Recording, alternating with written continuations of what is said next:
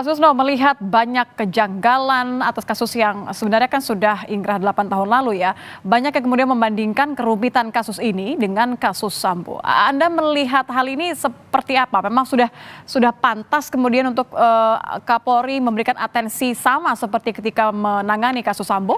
Kasus ini sudah mendapat atensi seluruh masyarakat Indonesia ya, kalangan akademisi, pakar hukum, tokoh masyarakat, bahkan sekarang sudah naik sampai ke presiden, memberikan atensi khusus. Kemudian mantan Menko Polhukam, termasuk baru saja kemarin kalau tidak salah Menteri Menteri apa namanya Kumham. Ya, Menkumham Itu ya. ini berarti sudah saatnya untuk Kapolri lebih serius lagi gitu kan, lebih serius lagi men-take Jadi over. sejauh ini belum cukup serius ya, Pak Susno? Saya sudah serius ya, tetapi gregetnya masih kurang gitu. Kenapa? Saya yakin bahwa sudah ada tim eksaminasi yang menyelidiki kasus ini yang terjadi penyidikan 2016, sudah turun juga tim propam, sudah turun juga tim asistensi ya. Tetapi kita lihat eh, apa kedepannya. Ya, kita kedepannya sampai ada pra peradilan gitu. Nah, pra peradilan itu tidak akan timbul ya kalau Polri mungkin terbuka kepada publik menyatakan bahwa kasus ini sudah cukup bukti gitu atau minimal telah didapatkan dua alat bukti yang sah sehingga dilakukan penangkapan, penahanan, kemudian penyitaan dan penetapan sebagai tersangka. Nah, sekarang alat bukti itu masih diraba-raba ya. Alat bukti apakah ini saksi ya? Kalau saksi itu lemah sekali ya. Kenapa lemah?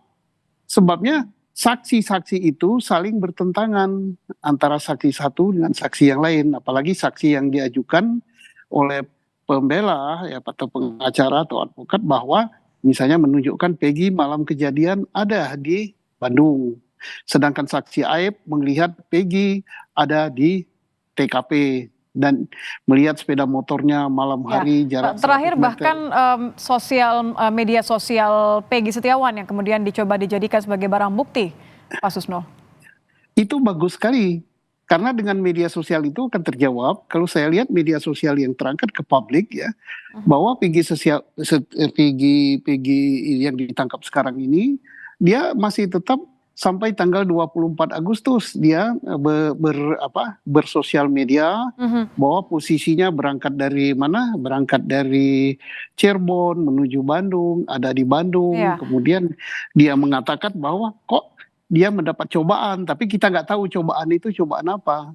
Nah, kalau dibuka, iya. Karena kalau kita bandingkan, maaf saya potong Pak, kalau kita bandingkan dengan jalan cerita kasus Sambo, ini kan ketika saksi kunci berani bicara, kemudian akhirnya narasinya kan berubah ya. Ada banyak saksi-saksi yang akhirnya mendukung saksian dari saksi kunci sehingga akhirnya terbongkar skenario yang sebenarnya. Apakah Anda melihat juga bahwa pentingnya untuk menuju ke arah sana penyidikan saat ini? Sekarang sudah menuju ke arah sana ya, tapi sayangnya kasus ini kan dibagi dua ya. Satu kasus yang sudah satu perkara yang sudah mempunyai kekuatan hukum tetap, yaitu telah dipidana, 1 orang 8 tahun sudah keluar, 7 orang masih di dalam penjara karena hukuman seumur hidup. Satu tersangka yang akan menjadi satu perkara tersendiri atau satu perkara tersendiri, yaitu Peggy Setiawan sedang dalam penyidikan. Nah, yang sedang dalam penyidikan ini saksi-saksi yang mengatakan bahwa Peggy ada di TKP, Peggy melakukan itu mendapat perlawanan. Bahkan sebagian dari saksi mencabut keterangannya, menyatakan bahwa dia diarahkan oleh orang tertentu untuk melakukan suatu perbuatan seolah-olah seperti itu. Jadi ini kan rekayasa kan.